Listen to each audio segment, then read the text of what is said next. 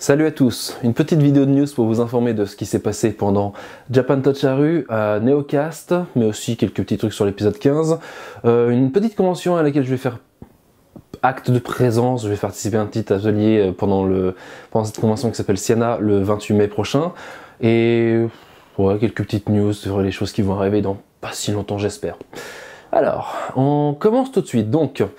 Japan Touch Haru. Alors Japan Touch Haru, en fait, j'avais été contacté en 2015 pour pouvoir en faire partie de l'édition de 2015, mais malheureusement j'étais déjà pris par Japan Party avec la vidéothèque d'Alexandrie à ce moment-là, donc j'avais dit pas trop, désolé, je pourrais pas venir, mais on avait conclu avec les organisateurs d'éventuellement faire ça l'année qui suivait, donc ça c'est fait. Donc j'étais effectivement à Lyon début d'avril, avec plusieurs autres vidéastes, dans le quartier des vidéastes du coup pour le coup, avec notamment Mr. Fox, avec Poppy, avec Ginger Force, avec Quentin, le réalisateur de Warren Flamel, qui est une fanfiction autour de l'univers de Harry Potter qui est vraiment extraordinaire, je peux le dire que c'est vraiment extraordinaire.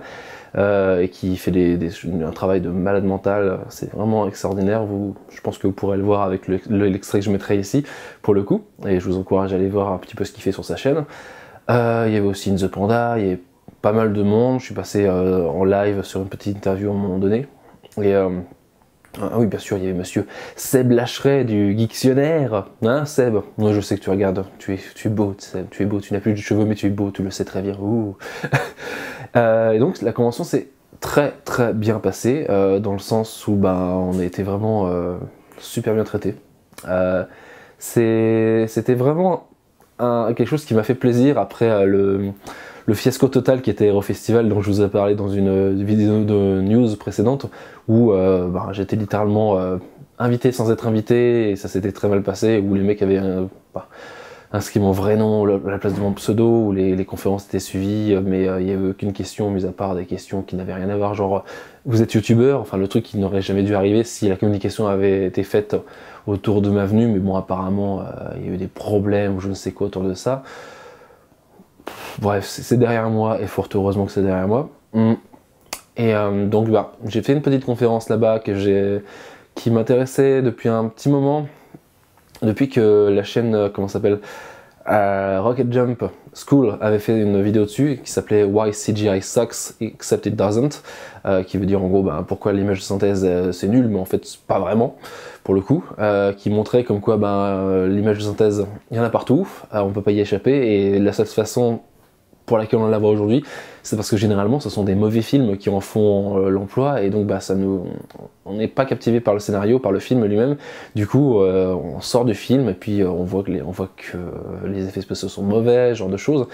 Et moi je voulais l'axer sur le fait que depuis quelques temps en fait on nous sort que les effets spéciaux pratiques, donc tout ce qui est fait en dur, genre la maquette du X-Wing faite en 1-1, le Faucon Millennium, le BB-8 qui roule vraiment, c'était de la poudre aux yeux. Donc j'avais fait une conférence sur ce thème-là, en montrant beaucoup d'exemples intéressants, et en montrant aussi l'avenir, notamment avec ce que Christopher Nolan veut faire sur Dunkerque, c'est-à-dire que il cherche à avoir l'authenticité même, avec les cuirassés de l'époque, ce genre de choses. Et comme quoi, c'était bien, c'était parfait pour la com et tout, mais il y aurait forcément de l'image de synthèse.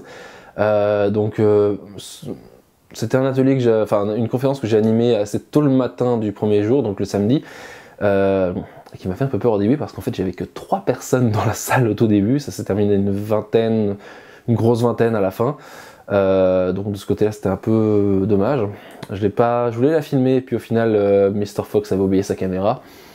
Mais en même temps, vu le peu de monde qu'il y avait dans la salle, j'ai envie de dire que c'était pas une conférence à filmer pour le coup. En dehors de ça, disons que après Eurosty Festival, j'avais commencé à avoir un peu perdu confiance en convention, en tout ce qui était convention. Et là, on me retrouvait dans une convention qui nous accueille bien, qui nous traite bien, et qui était vraiment très bien au final. Ça m'a redonné le goût des conférences, le goût des conventions, venir et tout, surtout partager avec le public, c'est toujours très intéressant de rencontrer les personnes qui aiment ce que je fais, et avec qui je peux discuter aussi, des nouvelles personnes qui viennent, qui ne connaissent pas, leur parler rapidement de ce que c'est, voir une petite lumière s'allumer dans les yeux et ce genre de choses, c'est toujours très très intéressant de pouvoir constater ça. Et je m'étais dit, bah génial, ça me met bien pour la Neocast qui avait lieu 2 semaines après seulement, et je m'étais dit ouais, ce sera juste parfait, ça va être super bien. Et on va dire que je suis un des rares vidéastes pour qui ça s'est à peu près bien passé. Alors déjà, le problème de la Neocast de cette année, c'est que ils ont voulu faire ça en beaucoup plus grand, mais avec une organisation qui n'était pas à la hauteur. Je m'explique. Au lieu de prendre je sais même plus, je crois que c'était le Palais des Sports ou le Palais de la Musique à Strasbourg, ils ont pris le Zénith de Strasbourg, qui est extrêmement grand, donc avec une scène gigantesque, pour éviter justement le fait que les conférences ne soient pas accessibles au plus grand nombre. Donc c'était Paris gagné, entre guillemets.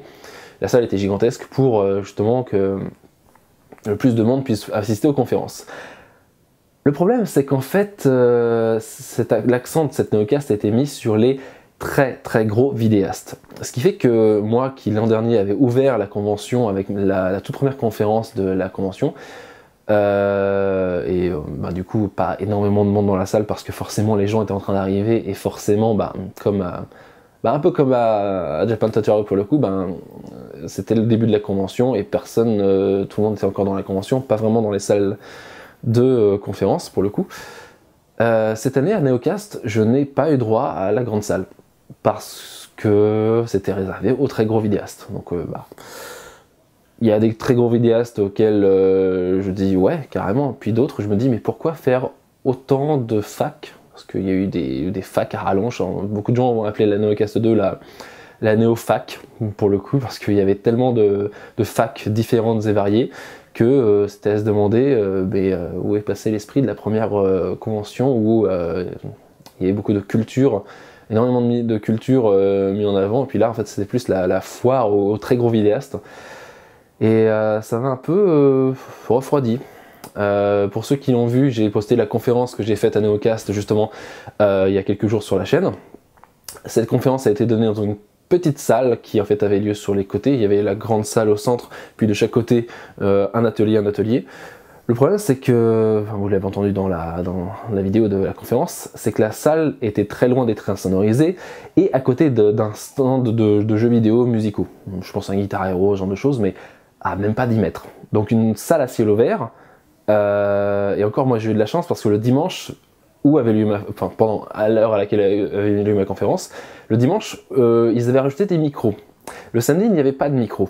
Donc j'ose même pas imaginer les gens qui ont fait des conférences là-dedans, tout le samedi, sans que personne ne puisse les entendre. Mais vraiment personne, parce que je précise qu'au début de ma conférence, je ne l'ai pas mis dans la vidéo, mais je vous montrerai l'extrait là. Qu'est-ce qu'il y a? On n'entend pas du tout? Ah, parce que les enceintes sont en dessous, pardon. Parce que là, tu m'entends mieux, je sais pas. C'est délicat. Merde. Ah oui, d'accord. Ouais, peut-être sur une chaise, ça prend une photo plus à faire. Ah bah désolé, ce sera pas très beau. C'est pas grave, je prendrai l'autre caméra. Non, c'est pas grave, c'est à la route. C'est à la route. Attends. Je vais prendre l'autre enceinte. Tiens.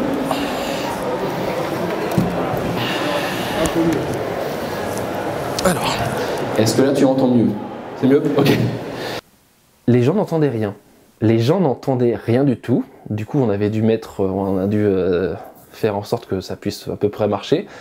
Mais j'ai eu une personne qui est carrément sortie de la salle parce qu'elle n'entendait rien et qu'elle ne pouvait pas suivre la conférence. Donc j'ai eu aussi des commentaires de personnes en privé qui m'ont dit ouais, on n'a pas pu suivre, mais heureusement que tu as posté la vidéo de la conférence parce que justement ça nous permet de voir un peu ce qu'on a manqué. Ce qui fait plaisir pour le coup parce que c'est toujours un peu l'inconnu de savoir est-ce qu'on filme, c'est cool, mais est-ce que les gens vont regarder une conférence ou autre, et l'accueil était plutôt bon jusqu'à présent, ça fait plaisir. Puis bon, il y avait les premières images de l'épisode 15 de CGM, donc le plaisir était ultime, c'était bien sympa pour le coup. Mais voilà, on n'entendait rien, on n'entendait rien du tout, alors que la grande salle, super insonorisée, avec une très belle lumière, captation assurée par des professionnels, et non pas par les proportions des vidéastes, sachant que certains vidéastes n'avaient pas de quoi se filmer et pensaient qu'ils seraient filmés dans les ateliers. et n'ont pas pu se faire filmer. Du coup, c'était un peu, ouais, dommage. Heureusement, j'ai pris mon matériel, mais si j'avais pas pris mon propre matériel, ni ce micro-cravate que j'ai présentement pour m'enregistrer, c'est sûr qu'on ne m'aurait jamais entendu. D'ailleurs, merci à Mr. Fox pour avoir usé de son petit appareil Sony pour pouvoir faire la seconde caméra, parce que sinon ça aurait été un peu monotone comme façon de filmer la conférence. Ensuite, Neocast. On était sur un stand regroupé, donc j'avais demandé éventuellement si c'était possible d'être sur un stand regroupé avec plusieurs vidéastes, parce que je trouve ça plus cool, on peut discuter et autres, et ça permet aussi de surveiller les affaires de chacun pendant qu'on n'est pas là. Je m'explique dans ce cas parce qu'en fait j'ai un ami qui s'appelle Dave, histoire brève, qui s'est fait voler les cadeaux qu'on lui avait fait sur son stand, parce que son stand n'était pas surveillé à ce moment-là. Donc heureusement que j'étais sur un stand avec plusieurs vidéastes différents, parce que sinon on aurait pu avoir des vols et ça aurait pu être assez catastrophique. Alors j'ai lu sur l'article du Cri du Troll comme quoi j'étais un grand fan de l'arène Nerf qui avait été installée spécialement à Neocast.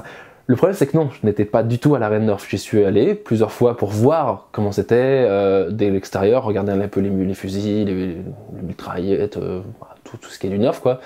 Mais j'ai jamais trouvé le temps d'en faire parce que je voulais le faire absolument avec des potes divers et variés et puis en fait non.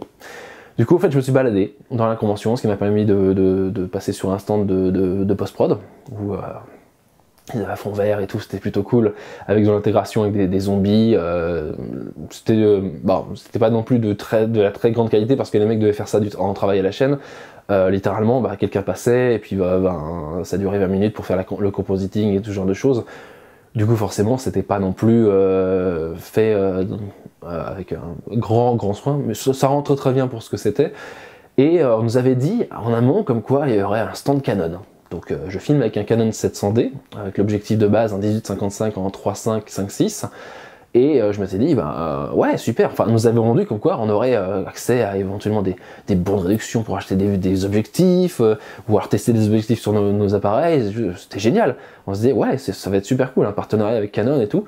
Alors qu'en fait, il s'avère que les mecs étaient venus sur la convention uniquement pour vendre leur nouvelle caméra, une petite Legria façon GoPro, dans le sens où ça se filme en sphérique, et rien d'autre.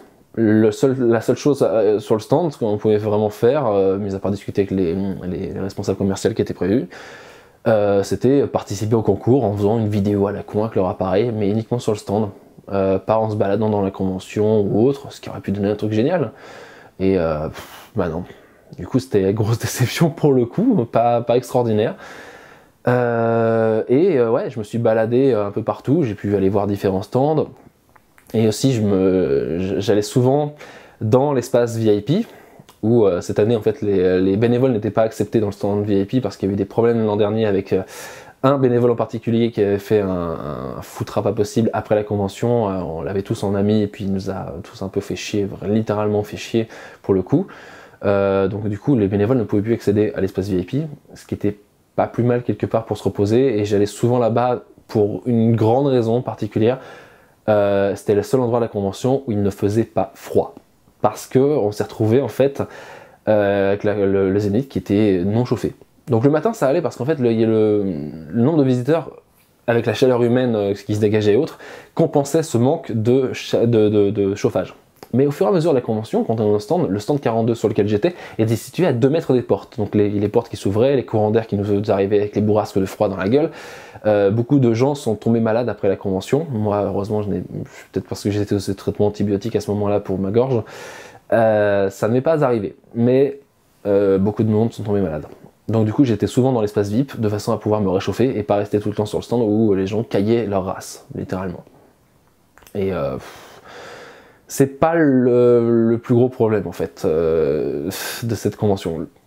Là je parlais jusqu'à présent de vécu, de littéralement vécu, mais en fait en revenant de la convention, il y en avait un groupe Facebook où en gros les vidéastes pouvaient s'exprimer, puis on a eu vent du fait que les bénévoles étaient apparemment très maltraités par l'organisation. Donc première nouvelle, parce que pour moi, à mes yeux, de ce que j'avais pu voir, c'était juste que les bénévoles ne pouvaient pas rentrer dans l'espace VIP, et rien de plus que ça. Et donc d'un seul coup on nous sort comme quoi les bénévoles sont très maltraités, qu'il y a eu des gens qui ont dû dormir sur place sur le sol, enfin des gens qui avaient peur de leur gars directement. Du coup, ouais, ok, ben c'était un peu bizarre, mais après, en fait, on a demandé à aller sur un autre groupe Facebook qui était le groupe des bénévoles. Du coup, on a pu aller discuter avec eux, leur parler, ce genre de choses. Et ce qui était étrange, en fait, dedans, c'est que sur les réseaux sociaux, en fait, les gens étaient beaucoup plus libres de s'exprimer. Je parle de Twitter, pas de Facebook pour le coup, mais sur le groupe Facebook des vidéastes, d'un seul coup, en fait, c'était comme si c'était il n'y avait eu aucun problème. Tout était parfaitement organisé, qu'il y avait zéro bug ni quoi que ce soit. Alors que si je discutais avec des gens via Facebook, enfin via Twitter, pardon, d'un seul coup, en fait, tous les problèmes ressortaient et puis c'était comme s'il y avait une seconde convention qui s'était passée en même temps, pour beaucoup. Et en discutant avec de nombreux visiteurs, je me suis rendu compte qu'en fait je n'avais vu qu'une partie de la convention. Forcément, à force de rester dans l'espace VIP, à essayer de ne pas me geler les couilles à l'extérieur, c'était un peu normal. Et j'ai entendu des choses intéressantes de la part d'autres vidéastes qui en fait ont dû littéralement faire du travail à la chaîne. Genre, ce genre de convention est faite pour normalement rencontrer le public, de pouvoir passer du temps avec le public. J'avais la chance d'être sur un stand où il n'y a pas de ticket, de système de ticket, pour pouvoir venir nous voir. D'ailleurs, une précision, le système de ticket était fait de telle sorte à ce que les gens en fait viennent à un bureau central et attendent pour chacun avoir leur ticket. Donc il fallait absolument dans les tout premiers arrivés dans la convention, sinon il n'y avait plus de tickets, pas possible autrement. Et la queue faisait un L. Et nous passait juste devant le stand 42, donc c'était le nom du stand, et jusqu'à un autre stand qui était le stand de la Junk Food Factory qui officiait en termes de live. Ils ont fait un live complet de 2 jours complets, et pareil, ça nous passait devant. Donc il y a plein de gens qui ne sont venus nous voir qu'à la fin parce qu'ils disaient ah non vous étiez avec 3 tonnes de monde devant, on voulait pas trop venir en fait. Du coup, ouais, c'était cool. Super mauvaise organisation de ce côté-là, réellement vu de mes propres yeux. Et donc au niveau des bénévoles et des visiteurs, en fait, il y a eu des exactions qui ont été, même des vidéastes pareil, il y a eu des choses intolérables qui ont été constatées.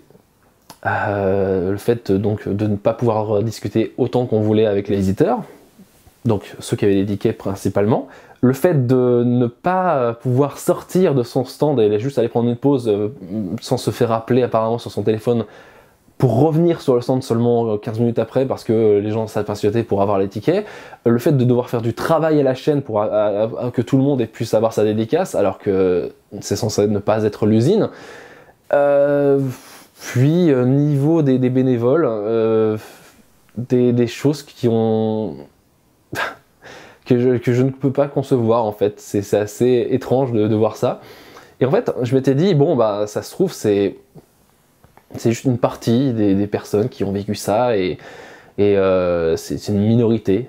Mais en fait, c'était assez étrange de constater que les personnes qui avaient ce ressenti avaient peur. Avaient une peur de l'organisation. Je crois pas avoir vécu ce sentiment-là depuis... Je crois que je l'ai jamais vécu dans une convention où je voyais que ça s'était très mal passé pour 3 parties en même temps. Il y a plusieurs articles qui montrent ça différemment, genre il y a Rue 89, Strasbourg ou Alsace, il y a les Inrocks, il y a le Cri du Troll qui a fait un très très bon reporting dessus, aussi pareil, et qui montre en fait 2 faces de la convention qui étaient étranges. Alors on pourrait mettre ça sur le dos d'une organisation jeune, que étrangement, ben voilà, c'est la seconde édition, c'est des étudiants, ils sont pas encore extrêmement non plus rodés, ce genre de choses. Mais en fait, de nombreux problèmes que j'ai pu constater moi-même, bah, notamment le coût de la conférence, notamment les files d'attente, ce sont des problèmes que je vois dans des conventions beaucoup plus matures. Et j'en fais depuis 2008 en tant que journaliste, en tant qu'invité depuis seulement 2015. Donc il y a le côté jeune organisation, mais la jeune organisation ne fait pas tout. Et ce qui était assez étrange aussi de constater, c'est que sur le groupe vidéaste, on a pu discuter entre nous, voir ce qui se passait de mal. Il y a eu une affaire avec Ginger Force et Kali d'Etobovore qui en fait n'étaient pas du tout d'accord sur la façon dont elles avaient été traitées. Et sont allées publiquement dire ce qu'elles pensaient. Donc sur Twitter et ce genre de choses, ce qui a été très mal vu, et se sont exprimés, c'est leur droit de s'exprimer, effectivement. Mais, chose étrange qui s'est passée quelques heures seulement avant cette vidéo,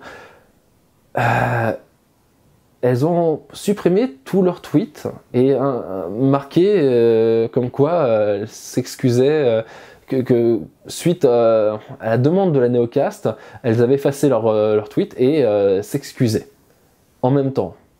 Alors, et ne pouvaient pas répondre à plus de choses que ça aux personnes qui posaient des questions, mais pourquoi tu fais ça et autres. Donc à ce niveau-là, c'est flippant. C'est extrêmement flippant.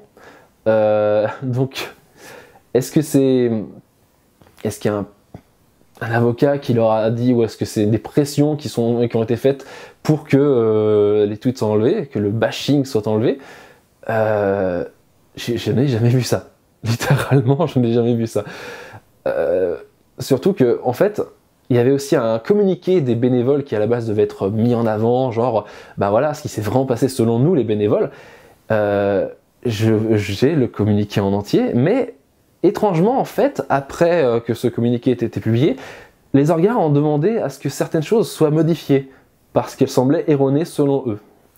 Et suite à ça, à cette demande de modification, le communiqué qui devait être en public est devenu privé. Donc ce communiqué qui devait normalement rétablir la véritable version des faits des bénévoles, de certains bénévoles, parce que tous n'ont pas participé à l'écriture de ce communiqué et ne voulaient pas signer ce communiqué, le communiqué restera en privé parce que pour préserver la Neocast et la faire avancer dans le bon sens en privé dans l'année prochaine. Ok, donc ça, plus le fait que les Topover et Ginger Force aient effacé leur tweet, moins de 48 heures après la fermeture du groupe vidéaste dans lequel on discutait tous, ça fait bizarre. En fait, il y a trop de coïncidences qui font que ça fait que c'est des coïncidences. Quand j'ai appris ça aujourd'hui, j'étais littéralement flippé de me dire, attends, donc est-ce qu'on peut s'exprimer? Est-ce qu'on peut dire ce qu'on a ressenti à la Neocast? Est-ce qu'on peut dire réellement notre ressenti? Ou alors est-ce qu'on risque de se faire attaquer nous-mêmes en justice ou autre pour avoir dit, voilà, il y a eu des dysfonctionnements, il y a eu des problèmes, mais en gros, il faudrait qu'on les fasse en privé. Sauf que quand on a discuté en privé avec les organisateurs à la veille de la convention, des choses ne passaient pas. Certaines choses n'étaient jamais écoutées, on n'était jamais entendu sur pas mal de choses. Et donc se dire, oui, forcément que les moyens publics sont utilisés quand le privé ne marche plus. Forcément que la vérité de certains doit éclater parce qu'il n'y a pas d'écoute pour justement faire... Et c'est normal, je trouve que c'est normal. Et voir qu'en fait la parole peut être carrément stoppée. Moi, en tant que journaliste qui fait beaucoup d'investigations pour CGM, pour justement retrouver comment en fait tous ces films sont faits, comment ces effets spéciaux sont faits à l'époque, voir tout ça me sidère et me fait très peur en fait pour l'avenir de cette convention, parce que s'ils en sont qu'à la seconde édition et qu'ils en sont à ce type de méthode pour essayer de limiter le bad buzz autour de la convention, mais jusqu'où est-ce qu'ils vont aller? Parce que beaucoup de vidéastes après cette édition ont refusé catégoriquement de s'y rendre, avec plusieurs noix d'oiseaux pour certains qui s'étaient sentis très mal accueillis. Ouais, ok. Sachant que c'est un projet d'études, qui sont que 2 et qui apparemment sont débordés à chaque fois quand ils le font, ou alors, débordé, ça peut servir des deux côtés. On dit qu'on est débordé, ou alors on fait croire qu'on est débordé de façon à pouvoir faire passer des choses en douce. C'est incompréhensible. C'est incompréhensible d'en arriver là et surtout de s'auto-bâcher la gueule parce que c'était en train de se calmer et puis là d'un seul coup c'est reparti. Je comprends pas la volonté de com derrière tout ça. c'est quelque chose qui me sidère, personnellement. Et voilà. Et du coup, je me suis penché à mort sur ce sujet-là, et je n'ai rien dit du coup. J'espère que vous êtes arrivés jusqu'au bout. Je crois que je vais m'arrêter là au niveau de la Neocast. Je vais vous dire de vous faire votre propre avis, de lire le plus de choses possible, de recouper les informations, comme chaque personne devrait le faire normalement. Recoupez les informations, lisez, et faites-vous votre propre avis sur la convention, c'est la meilleure chose à faire. Mais surtout, c'est pas possible que cette convention soit uniquement excellente ou uniquement pourrie. Il y a des choses qui se sont passées des deux côtés et il faut faire le point là-dessus. Mais c'est flippant. C'est littéralement flippant. Ce qui m'amène, super transition, génial. Ce qui m'amène à dire, à parler d'une petite conférence que je ferai donc le 28 mai. Super transition, ça va être pas mal là pour le coup. Où ce sera pas sur CGM, ce sera sur la place des femmes dans les univers geeks, qui est un sujet qui m'intéresse plutôt pas mal pour être un très grand admirateur de beaucoup d'héroïnes, que ce soit dans le cinéma, dans le jeu vidéo et dans pas mal de publications aussi de livres. Ça mode pas mal. Je serai là-bas d'ailleurs avec le Dr Pralinus qui a fait des très bonnes vidéos, notamment sur Daria, avec une très bonne reprise à la fin de sa vidéo sur le sujet, avec Nart and Alice in the Morning, je crois bien que je ne me gourre pas, et aussi, je crois qu'il y en a un dernier, Alex de Salut les Geeks, je crois, ou un truc comme ça. Je sais plus. Bah, bref, vous irez voir sur le site qui va s'afficher de toute façon en bas certainement, et pour vous donner une idée de ce que c'est, ce sera un dimanche. Donc apparemment c'est à Évry si je me trompe pas. Donc c'est en région parisienne, c'est assez simple de venir très certainement. Et c'est le salon du blog de Siena. Et donc je pense que ce sera filmé, ou alors je ferai en sorte que ce soit filmé de mon côté. Et voilà, j'espère que ce sera cool et que ça se passera dans la joie et la bonne humeur. Parce qu'il y aura on sera des invités, il y aura une modératrice, une maîtresse de conférence du coup. Et normalement ça devrait être cool. Donc pour finir sur l'épisode 15, il y a quelques images qui ont été montrées justement pendant la convention, la Neocast. Pour le moment c'est tout ce que j'ai réussi à tourner. Malheureusement ça avance très lentement dans l'écriture, dans le dérochage, parce que mon boulot alimentaire me prend un peu trop de temps. À chaque fois que je rentre, j'ai envie de faire autre chose littéralement, du coup ça impacte l'avancement du projet. J'espère toujours éventuellement avoir Pierre William Glenn pour parler de Terminus, même si bon à ce niveau-là je l'espère, j'ai plein d'interviews de personnes qui ont bossé dessus, donc si je ne l'ai pas, ce n'est pas grave, parce que j'ai une dizaine d'interviews en tout, donc normalement ça devrait le faire pour le coup, et on verra, mais j'espère peut-être en mai, juin, enfin cette année, on va dire cette année, pour être sûr et certain de pas faire d'impair, oui, en même temps voilà, ça sera forcément cette année. Et en attendant, je mettrai à jour la chaîne avec une ou deux vidéos qui sont prévues de longue date. J'en avais parlé depuis décembre, je crois. Une petite vidéo qui montrait en avant un peu la réalité virtuelle avec un petit truc fun que j'avais fait avec le RP de PlayStation France quand j'avais été à la Paris Game Week. Montrer des scènes de vieux films avec de la réalité virtuelle, ça qui était plutôt cool. Puis la fac, non, ce serait peut-être une bonne idée de la sortir un jour, maintenant que la chaîne a dépassé les 7000 abonnés, merci infiniment pour ça. Voilà, donc ouais, why not, ça pourrait être cool. On va voir pour tout ça. Enfin voilà, pas plus de choses, ça fait déjà, je vous ai déjà tenu abri pendant à peu près 30 minutes, ce qui est plutôt pas mal pour le coup, si vous avez réussi à me suivre jusqu'ici. Et puis comme d'habitude, laissez-moi vos commentaires en dessous de la vidéo de façon à ce que je sache ce que vous en avez pensé, pour débattre. Débattons de la Neocast, débattons de tout ça, de tout ce qui est liberté d'expression, notamment. Parce que là, à ce niveau-là, ça, comme je l'ai dit tout à l'heure, ça fait peur. Ça fait très peur. Voilà. Allez, je vous laisse. À bientôt. Ciao.